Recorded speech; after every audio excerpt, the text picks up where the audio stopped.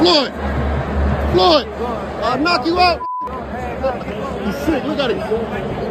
Welcome to the motherfucking relay. We're covering today's top boxing news. Okay, we'll start with this.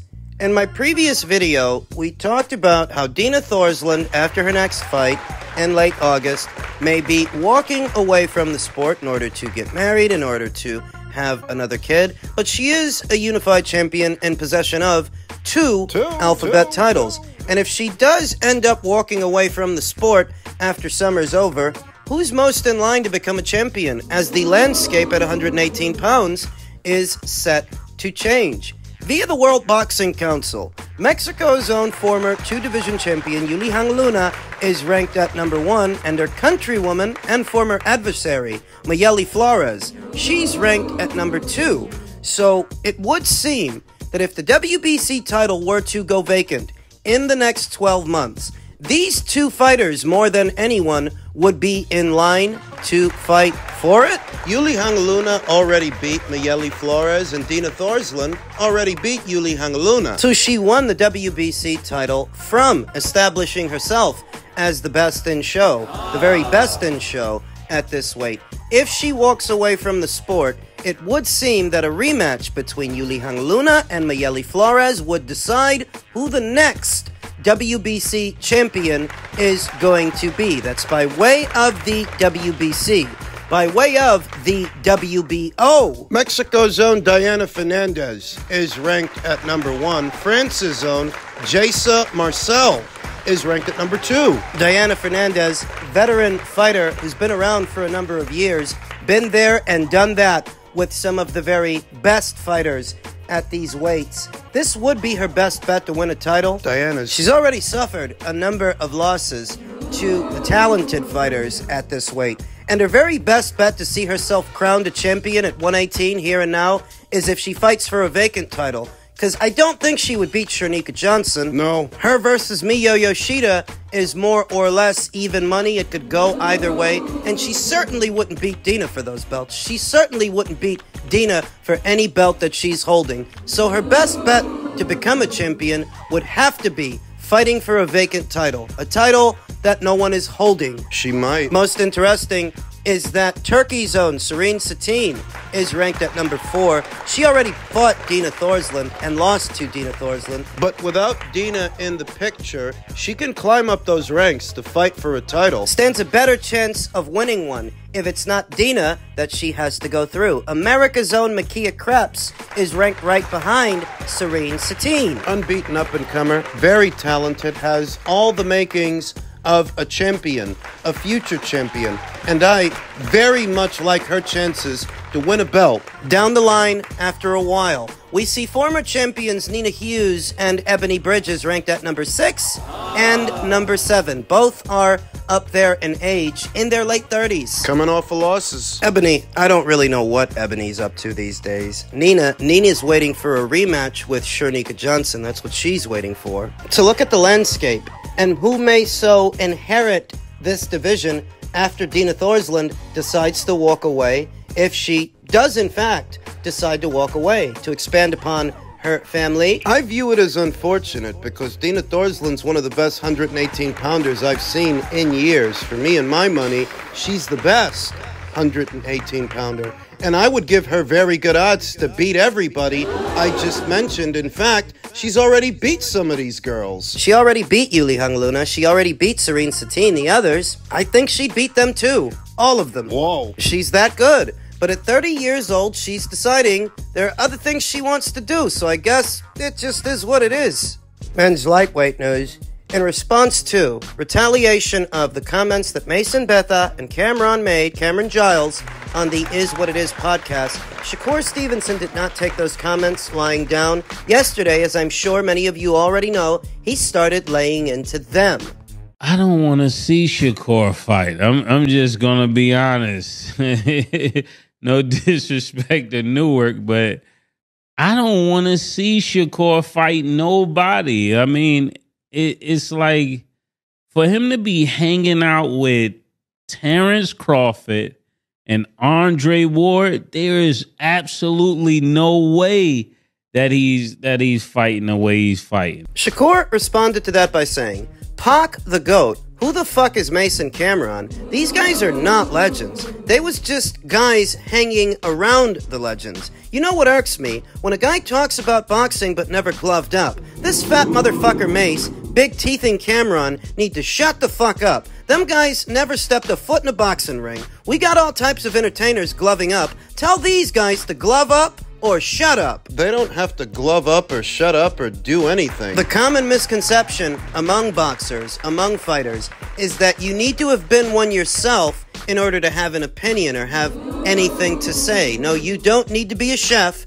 at a restaurant to know the food is bad. A script. You don't need to have written a screenplay yourself, be a screenwriter yourself to know that a movie is bad. That you didn't like it. Same way that you don't need to have been a boxer yourself to know that you were bored by one. That watching Shakur Stevenson is boring. Doesn't mean he's not skilled, it means he's not entertaining. Shakur Stevenson's supporters rallied to his aid saying, cut the shit.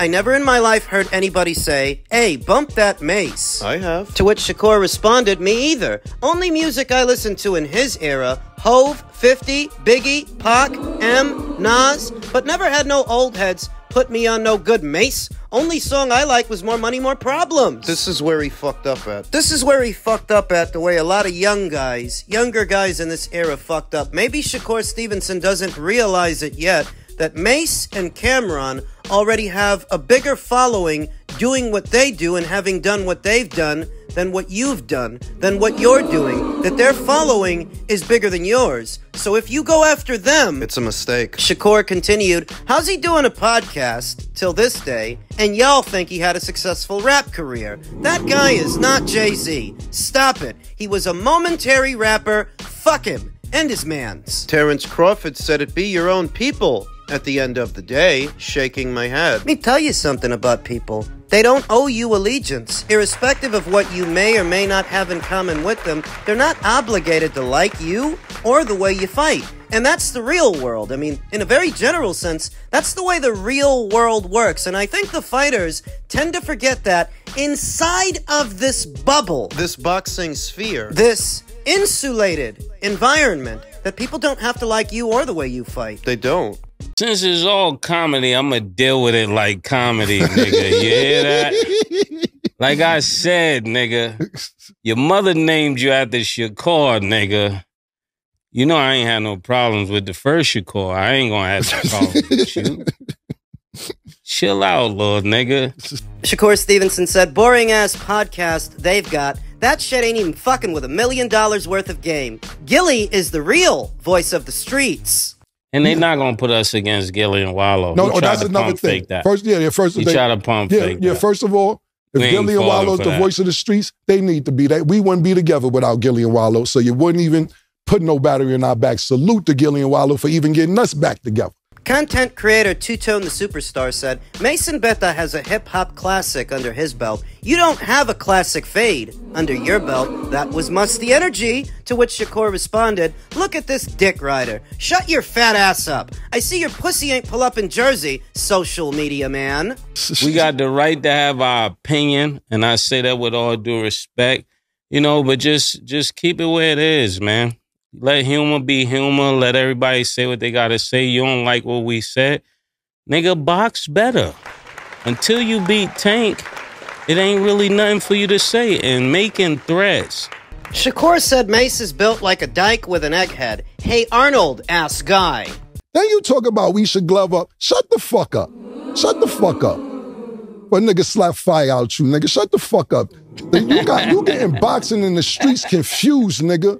For real, nigga. Like, stop getting boxing in the street. Those are two different things, nigga. That is two different things, nigga.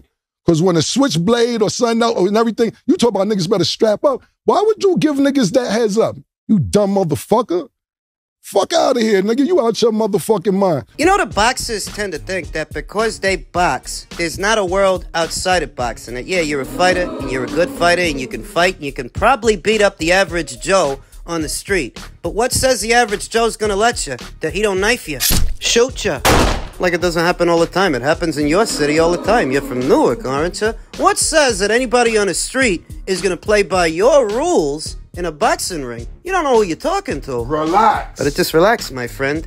Because outside of the boxing ring, people ain't playing by your rules. And I notice the fighters sometimes, they like to bully the spectators. Try to. Sometimes the members of the media put up with it to gain access to these fighters. It's not gonna go over smoothly with everybody. No, that everybody ain't gonna put up with that shit. Relax. Shakur Stevenson said, I rap better than Mase, and I don't even rap.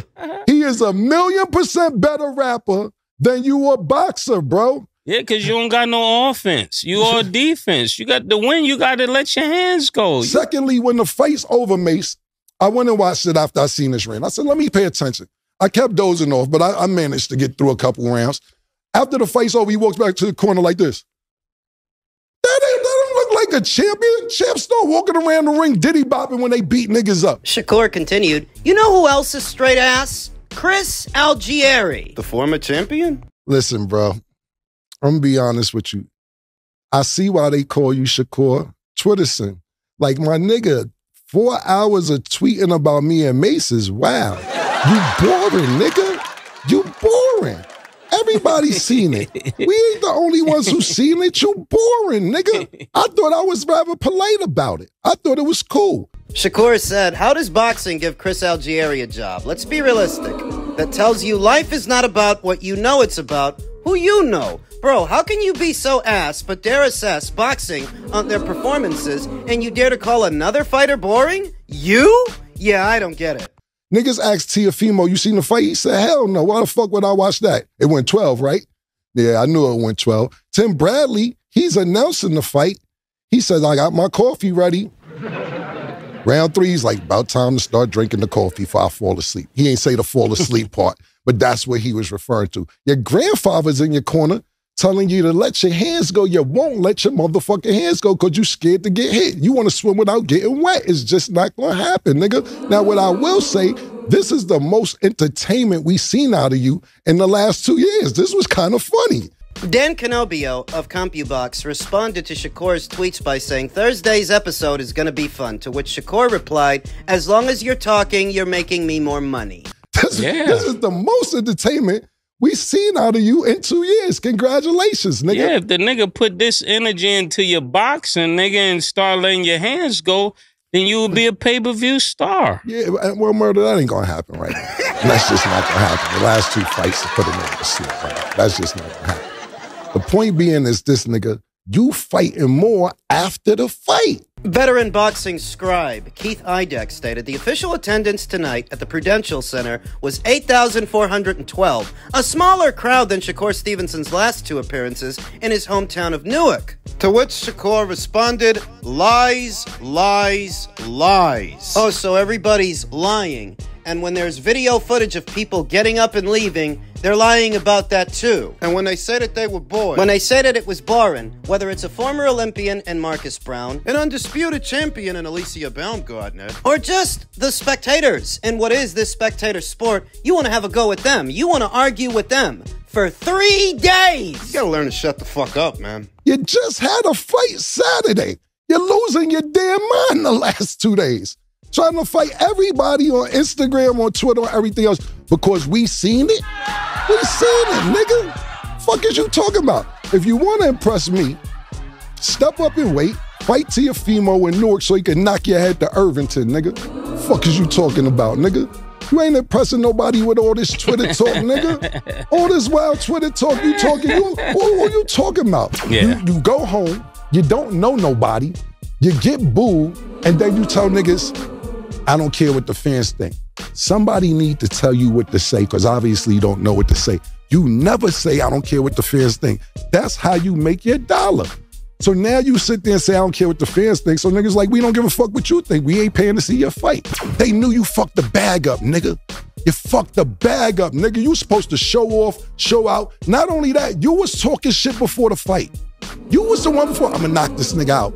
I'm gonna demolish it, I'm gonna do all this. And you ain't do nothing you said. That's why niggas is mad. Thirdly. Yep. You get booed in your hometown. Don't be mad at them. That's your hometown. How you get mad because you get booed in your hometown, nigga? You know why? Because you left too early. You don't know nobody. Yeah. You can't call a white bread in the building, nigga. Nigga, PT is in the building, nigga. We got project niggas with us in the building. Not saying they're in the project, but we got niggas who still affiliated. From day one. Yeah, all we gotta do is make a call and we affiliated when it comes to Harlem. You don't want to get into a verbal exchange with these two. Cameron Giles, least of all. I mean, Mase, it felt like Mase was trying to give Shakur some grace. He's trying to be understanding, even though Shakur is making himself very difficult to deal with for what is an obvious criticism that didn't start this weekend. You're boring. In this insulated sport, inside of this boxing sphere, you might find some individuals that relish the opportunity to see a technical fighter like Shakur Stevenson, who really isn't good for a knockout, and he's not good for drama, but technically and tactically, he's very good. However, that group has always been a minority within a minority when it comes to the boxing fans, because most boxing fans, they want to see action, they want to see drama, blood and guts. Shakur can't give them that in spite of all the empty promises he made ahead of the match. So what he does for not delivering is make a bad situation worse. That's what he's doing. He's getting into it with everybody. He's been getting into it with everybody for the last 2 or 3 days. I have no doubts that by the time this video is uploaded, he'll start arguing with someone else over what is their opinion, their reaction to his fight, what I think is a byproduct of the Mayweather era. It has everything to do with the Mayweather era in the sense that Floyd, in the latter stages of his career, he wasn't a knockout merchant. He didn't go for the knockout. He focused on points fighting. But he could do that because he had a lot of high-profile opponents that would bring their fans, their supporters to the table alongside his. Guys like Juan Manuel Marquez with the Mexicans, Miguel Cotto with the Puerto Ricans, Manny Pacquiao with virtually everybody at the time, not just the Filipinos. A lot of people did like Manny. So he could afford to be boring when you have Marquez or De La Hoya or Canelo bringing those Mexican fans to the table in their wallets. You can afford to be boring. Shakur can't because you're not there yet. Floyd had Ricky Hatton to bring those Brits across the Atlantic Ocean to flood Las Vegas and put asses in those seats. But at least Floyd knocked him out. Floyd knocked Ricky Hatton out, whereas Shakur is a young man in the prime years of his boxing career, and he's just not a knockout merchant. Fighters have never taken kindly to criticism. They don't know how to handle it. And I don't expect him to like people calling him boring. The same way I don't expect every boxer to be a knockout merchant. Some guys just aren't. But there is power in silence, and somebody needs to teach him that. Everything doesn't deserve a reaction. Sometimes the best thing to do is shut the fuck up. Why don't you shut the fuck up? Shut up.